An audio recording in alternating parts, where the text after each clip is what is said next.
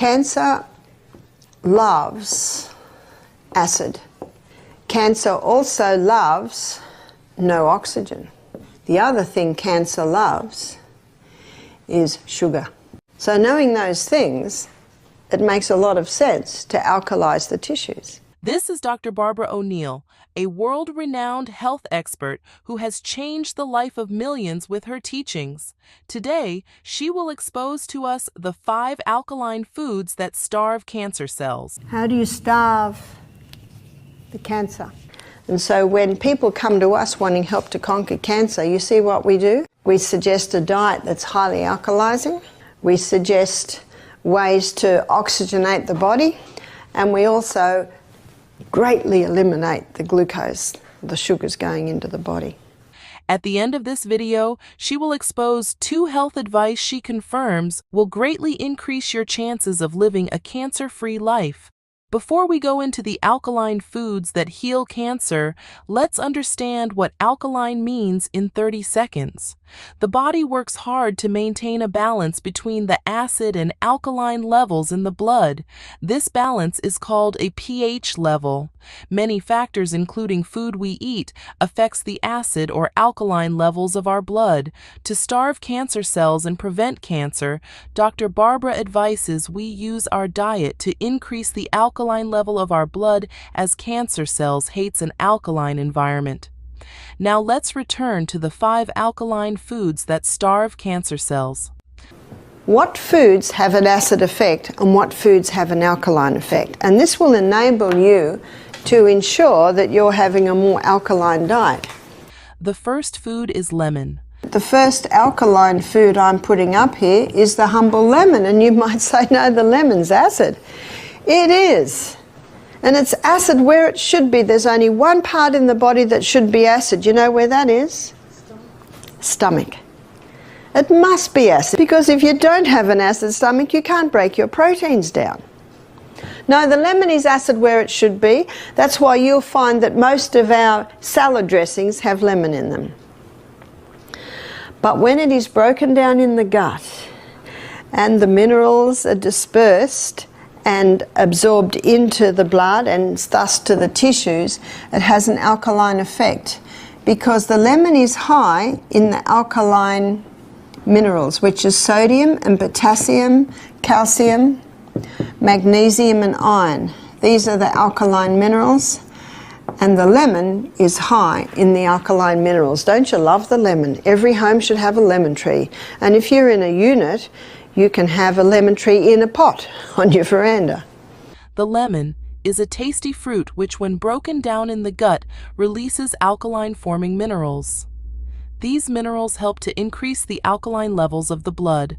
Lemon can be eaten in its raw form as a tasty fruit or added to salad dressing. It can also be eaten in form of lemon juice or sprayed on tuna to add some flavor. Whichever way you choose to consume the lemon, Dr. Barbara advises you try to take 1 lemon fruit per day. The second food is dark green leafy vegetables. Dark green leafy vegetables are also alkaline forming. Dark green leafy vegetables we should be eating every day. That's your kale, that's your parsley, that's your, what you call them, collard greens, spinach and silver beet, kale. We should be eating something from the dark green family of vegetables every single day. And if you don't, you really should have a dose of green barley or super greens.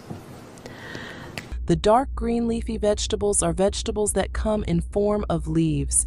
They don't include fruits. Good examples are kale, parsley, spinach. These vegetables are proven to have an alkaline effect on the body. They can be enjoyed as a salad or individually in their raw or steamed form. Dr. Barbara advises we include these vegetables into our meals every day. The third food is vegetables. Also vegetables. Vegetables have an alkaline effect, but there is a question mark with vegetables.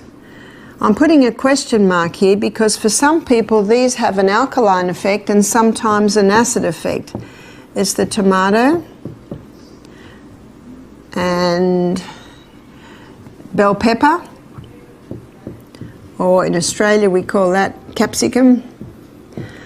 Also eggplant, and some countries call this aubergine.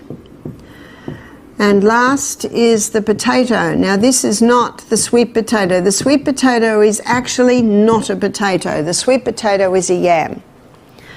I'm referring to the English potato or the Irish potato.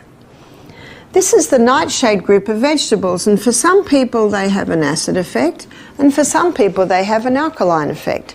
It is important to know what effect these vegetables have on your body by listening to the response these foods give when you eat them. Do they cause you any form of reactions or discomfort?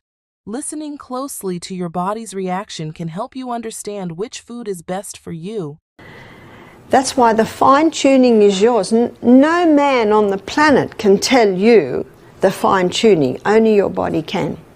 Just a friendly reminder, kindly like this video and subscribe to support this channel. Also, don't forget to watch the 2 cancer healing tips from Dr. Barbara coming at the last part of this video. The 4th food is legumes. Lima beans and lentils and soy are the 3 alkaline forming legumes. Legumes are foods categorized under the bean family. The alkaline-forming legumes Dr. Barbara recommends are lima beans, lentils, soybeans, and Irish potatoes. Lima beans can be enjoyed when added to a soup or roasted to bring out its nourishing flavor, while soybeans can be enjoyed in cooked form or made into soybean milk. Lentils can be enjoyed as a cooked meal or added to salad to bring out its tasty flavor. Irish potatoes can be enjoyed boiled or made into a porridge. It can also be added as part of a salad. Whichever way you choose to eat these legumes, they will make a satisfying and cancer-starving addition to your diet. The 5th food is grains. For your grains, the millet is alkaline. Quinoa, these are alkaline grains, but they're also gluten-free grains, so that's made them very popular. Amaranth. Amaranth is a grain that's not very well known. I think the Aztecs, traditionally they've eaten the quinoa and the amaranth. It's a very tiny grain, and when you cook it, it goes like a lump of glue.